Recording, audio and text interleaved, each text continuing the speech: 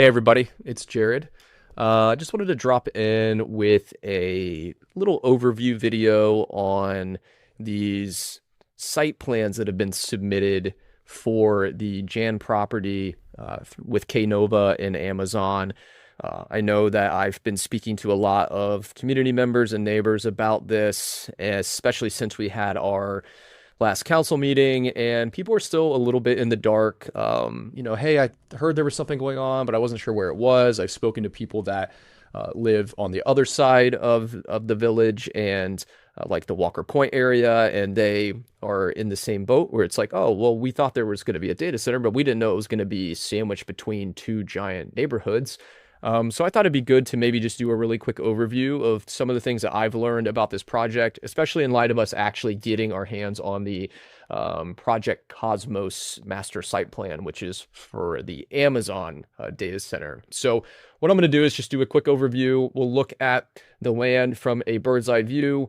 We'll look at just how close this stuff is. We'll look at these site plans and try to get some perspective on this in terms of just how huge these projects really are.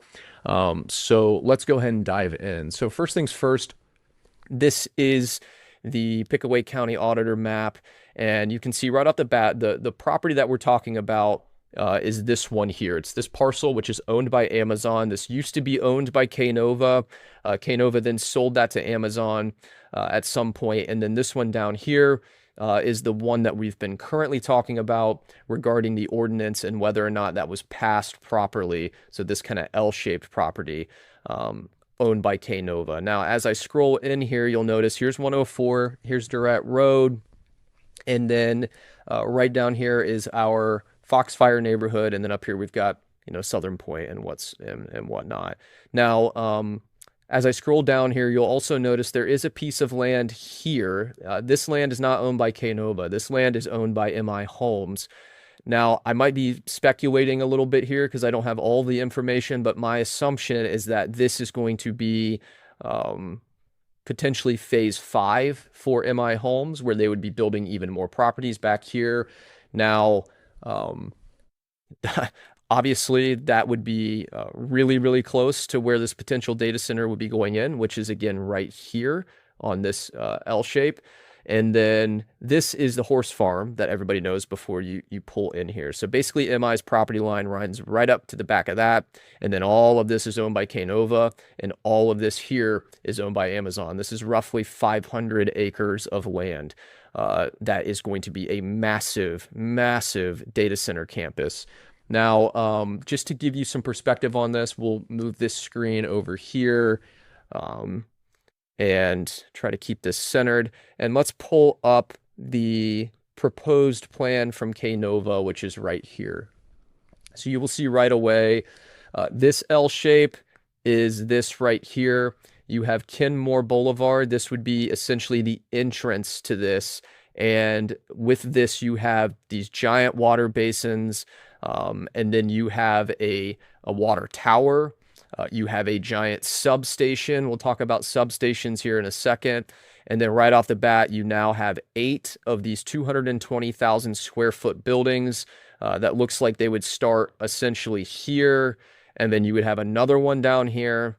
You'd have 3 vertical here, and then 2 more that go all the way up to this property line. And then, of course, you would have more basins and, all kind of surrounding that. So MI Homes owns this land. You're going to build homes here because according to this site plan, they're going to be basically getting mogged by this data center that would be coming in. Now, in terms of these substations are they're not fun. They're basically what you see when you're driving down 23. These big, ugly metal above ground utilities that pull power from our grid and then essentially transform that into the proper wattage and use for these data centers because they use so much of that power. So that's what this is here. It's going to sit right there, basically at the entrance of that property. And just to give you an idea, this is what these substations look like. So, not necessarily pleasing to the eye. Now, these things, from the research I've done, they do make noise. They are constantly on. They have these giant magnets in them, and I don't think it's like a super loud noise, but it is a low frequency noise, a humming. It's got a weird tone. People have talked about how it just pretty much drives them crazy. So anybody saying that these things are fine and don't cause any issues, I think they probably need to do a little bit more research. So basically, giant substation right here, property lines here, and each of these buildings, 220,000 square feet. That is larger than a Walmart Supercenter. Walmart Supercenters are about 185,000 square feet. So you have, we can't even get a coffee shop in this neighborhood, but we're going to have 8 buildings that we can't buy groceries at, that we can't visit, that we can't really do anything with, that are going to be in our backyard, that are larger than the giant Walmart Supercenters. Now, the next thing is this Amazon Project Cosmos. So let me pull that in here now. So now we're going to be talking about this piece of property here, which is basically conjoined to the one we were just speaking of. And this monstrosity is what's going to be there. So this is a fairly new site plan that we were able to get our hands on. You'll see this is 104 right here. Here's Durrett Road. And then again, you have these giant substations, basins, and then 7 more of these buildings. 7 more that will basically be stacked right around here. And then you see this little thing here. It looks like it's down here. So you have one next to that. More water storage here. You've got that retention pond or whatever up here for the drainage and whatnot. And this bumps right up against Durrett Road. And but they're so kind, they're going to give you a 50-foot landscape buffer. So that's really nice of them, 50 feet of landscape buffer, so that you don't have to see this, even though we all know we will be seeing it and hearing it and dealing with it if these things go through. So just to put that to scale, I mean, you're going to basically have both of these properties butted up next to each other, overtaking this entire plot of land, when you have residential neighborhoods right here with families and kids and seniors and people that have spent a lot of money trying to purchase a home and have a quiet, healthy life. And all of these homes down here in Foxfire, we're basically the outside of this sandwich, if you will, and it's going to be right between us. So the folks that are over here at Southern Pointe and around, this is going to impact you greatly as well. And this is kind of a crude way of viewing this because we don't have it perfectly to scale, but just to give you an idea, this is essentially what it's going to be. So you're going to, and these are going to be even bigger, but all this stuff is going to be jammed in here. This is this property right here. So this is what we have to look forward to, unless we can do our best to prohibit this, because from what I know, I haven't spoken to one person in this village that is for these data centers. Our elected officials, they work on our behalf. It seems like a lot of this stuff was done in a way that was less than transparent, to say the least, and to be kind. These things were passed as emergencies to rezone these. There is no emergency for a data center at all. Private developers' timeline is not an emergency.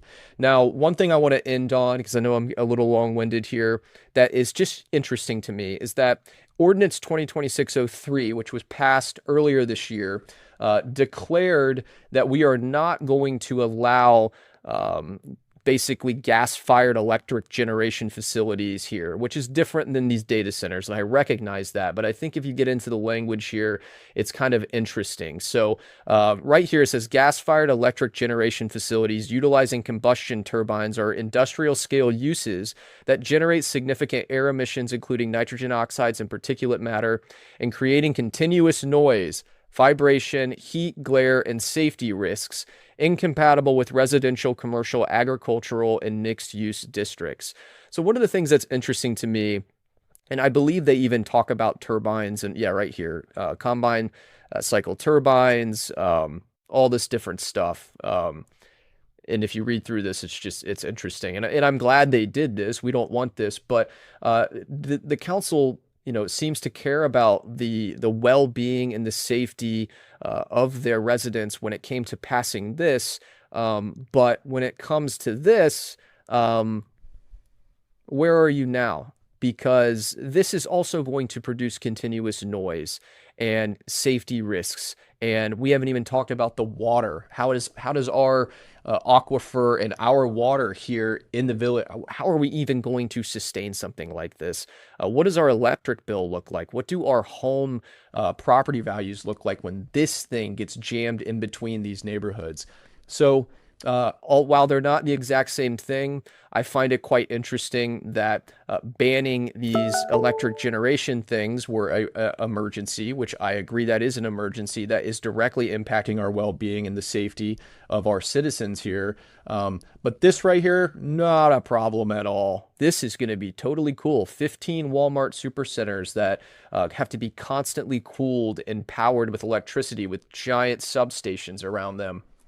Not a problem. That's actually an emergency, and we need to get that rezone stat. Come on.